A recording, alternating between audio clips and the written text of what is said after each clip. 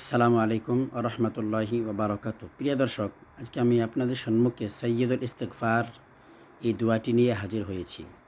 দোয়াটির ফজিলাত বুখারী শরীফে লেখা আছে, যদি কোনো ব্যক্তি সকালবেলায় এই দোয়া বিশ্বাস এবং ইখলাসের সাথে পড়ে, সে যদি সন্ধ্যা হওয়ার আগে মারা যায়, তাহলে আল্লাহ পাক রব্বুল আলামিন তাকে জান্নাতীদের অন্তর্ভুক্ত করে দিবেন।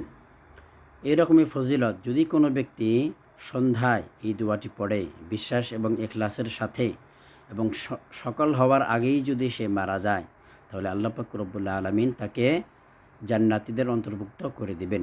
দোয়াটি হলো, আল্লাহুম্মা আনতা রব্বি লা ইলাহা ইল্লা আনতা খলাকতানি ওয়া আনা আবদুকা ওয়া আনা আলা আহদিকা ওয়া ওয়া'দিকা মাস্তাতা'তু আউযু বিকা মিন শাররি মা সানা'তু আবুউ লাকা বিনি'মাতিকা আলাইয়া ওয়া আবুউ বিযামবি ফাগফিরলি ফাইন্নাহু লা ইয়াগফিরুয যুনুবা ইল্লা আনতা।